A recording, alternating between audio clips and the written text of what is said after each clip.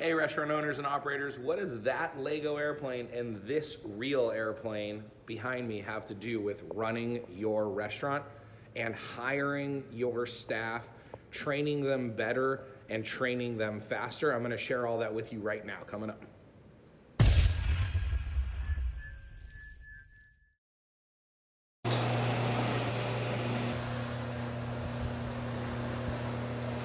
Hey everybody, Ryan Gromfin here, author, speaker, chef, restaurateur, founder of therestaurantboss.com, as well as clickbacon.com and scalemyrestaurant.com. Now I apologize for my voice and my red eyes and the dark light. It's about 5:30 in the morning here. I'm getting ready to take this beautiful 182, about an hour and a half north of here, just south of Fort Worth, to an airplane show where I'm gonna meet and hang out with some other airplane dorks like me. But what does all of this have to do with operating your restaurant? Well, it has to do with the fact that things that are complicated now become uncomplicated later. Things that are hard now get easy later. Like riding a bike, for example. Riding a bike was hard one day, and then it became easy. Well, how did riding a bike go from being hard to being easy, to being second nature for you right now? And when we figure that out, when we figure out how something goes from being complicated to not complicated, goes from being hard to not hard, we could take anything then. That's what's important, is learning how something goes from hard to being easy and then applying that to anything else that we do to make hard things easy. So like flying this airplane, for example, this was hard and then one day it became easy. And the way that that happens is we chunk it down. See, everything that's hard is hard because it's made up of a bunch of easier things. Those easier things are called sub-skills. And when we learn how to get good at or master a bunch of sub-skills, that all leads up to getting good at and mastering the big skill. So again, like riding a bike. When you're good at balance and you have a decent amount of strength and agility, then riding the bike is easy. But when you're young and you don't have those things yet, riding the bike is hard. Flying the airplane. When I first started flying an airplane, or when I talk to people that I fly airplanes, they're like, wow, flying an airplane, that's hard. Wow, wow, wow. But the reality is it's kind of second nature. I don't want to say it's easy, but it's become much easier.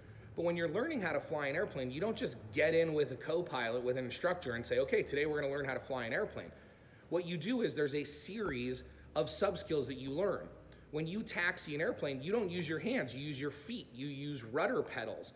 So you have to learn how to taxi an airplane. You have to learn how to start the engine. You have to learn how to use the avionics and the radios. You have to learn how to communicate on the radios. You have to learn how to climb out on takeoff, how to descend for landing, how to flare for landing, how to make steep turns, how to do all these things. But those are just a series of sub-skills that all lead up to learning how to do something hard. Now, the best example I have to share this with you is going to be with Lego. So as we're talking about chunking it down, I said I was going to talk about Lego. A very interesting story about Lego. I'm here doing some Legos with my son Cooper. Say hi. Hi. So a very interesting story about Lego. Lego in the 70s, 80s, maybe early 90s was a very popular toy. And then they went nearly bankrupt. And the reason Lego went nearly bankrupt is because, do you remember getting all those bricks? You would just get boxes and boxes or bags and bags of yellow bricks and orange bricks and red bricks and different colors. That's what they call them bricks. And the challenge was the stuff that they showed on the box, kids couldn't actually create because there was no real instructions. It was just bricks and you had to use your imagination. But our imaginations weren't skillful enough to create the stuff. So once you had a bunch of bricks, you didn't need to buy any more. So Lego got this great idea to start kind of developing more complex kits and licensing out, like with Star Wars and Disney and all these different characters. And then the challenge was they would create these really complex, really expensive kits. As you guys know, Lego's expensive, but no one could finish them. No one could finish them because they did some surveys and they found out that the instructions weren't very well written. They weren't divided up very well. And so again, Lego struggled. And then when Lego figured out how to write their instructions, how to chunk it down, the company had huge success. So now when you get Lego, you get, sorry, that says one, a bag 1, bag 2, bag 3, and then the instructions are divided by bags. So when you start the instructions, it says bag 1 and you build bag 1, then bag 2 and you build bag 2. So what this does is this allows Cooper and I to do a couple of things. One, we can sit down and not have to commit to building the whole set, because there's nothing worse than losing one piece and not being able to finish it. So like right now, I just did some dinner prep. We're gonna sit down and we're gonna build bag 1. We're not gonna open bag 2, we're not gonna open bag 3, we're not even gonna worry about it. We're just gonna build bag 1. It might take us 15, 20 minutes and then, right? And then we'll be done.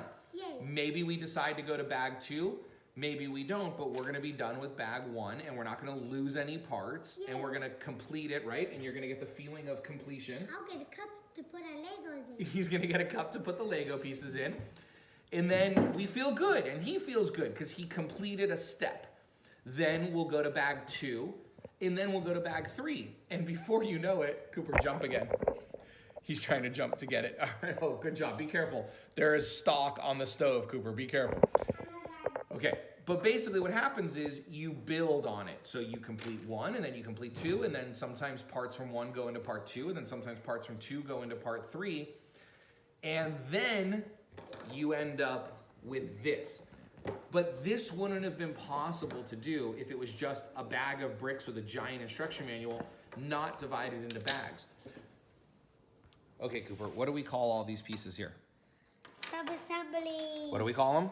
Sub-assembly. So as you'll see in the instructions right now, we're gonna take the second sub-assembly we made, we're gonna combine it with another sub-assembly that gets combined with another sub-assembly to create an assembly, like a skill, like a sub-skill. That's the point.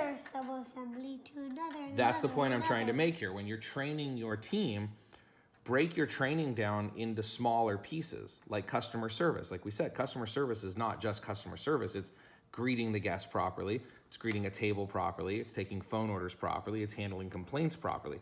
When you can do all 20 of those things, then you have great customer service. Hey, so I just want to quickly bring this whole video together. We talked about a lot of concepts about making things that are hard easy, about making things that are complicated less complicated. And the way we do that is chunk it down from the big skill to the sub skills.